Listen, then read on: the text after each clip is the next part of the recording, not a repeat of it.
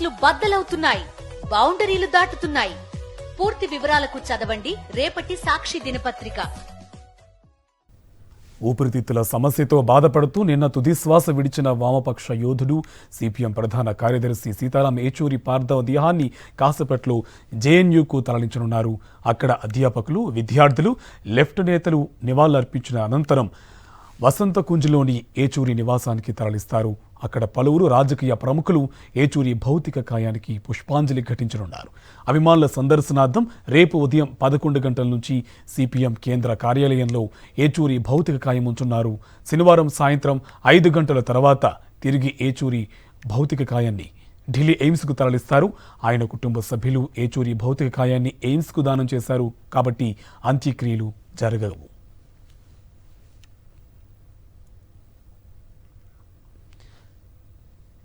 ప్రముఖ రాజకీయవేత్త, వామపక్ష యోధుడు, సిపిఎం ప్రధాన కార్యదర్శి సీతారాం ఏచూరి కన్నుమూశారు.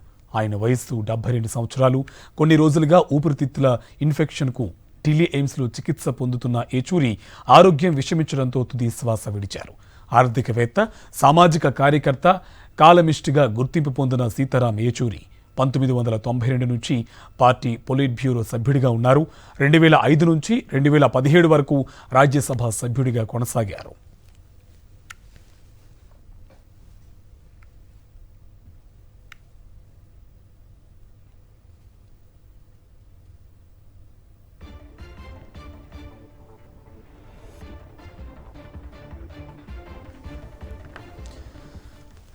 ఇదే అంశానికి సంబంధించి పూర్తి సమాచారం మా కరెస్పాండెంట్ వెంకటేష్ మనకి డీటెయిల్స్ అందిస్తారు. వెంకటేష్, డీటెయిల్స్ ఏంటి?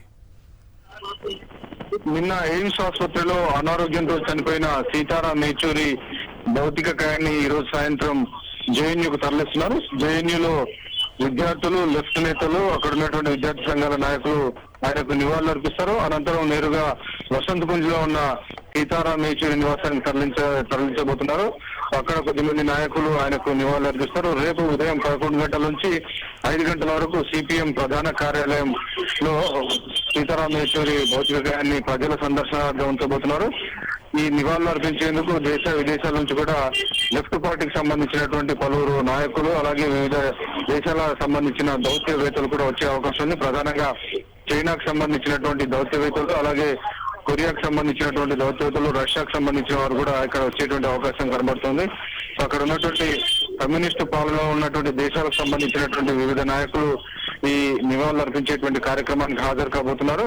గతంలో అంతర్జాతీయంగా కూడా కమ్యూనిస్టు పార్టీ కార్యక్రమాలలో అంతర్జాతీయంగా పనిచేసినటువంటి సీతారాం ఏచూరి వారికి అంతర్జాతీయ నాయకులతో కూడా సంబంధాలు ఉన్నటువంటి నేపథ్యంలో వారందరూ ఆయనకు కడసారి నివాళులు అర్పించేందుకు రేపు సిపిఎం ప్రధాన కార్యాలయానికి రాబోతున్నారు. అక్కడే ఆయనకు కడసారి నివాళులు అర్పిస్తారు. అనంతరం సాయంత్రం 5 గంటల సమయంలో ఆయన భౌతిక కాయాన్ని ఎయిమ్స్ ఆసుపత్రికి పరిశోధన నిమిత్తం అప్పగించబోతున్నారు.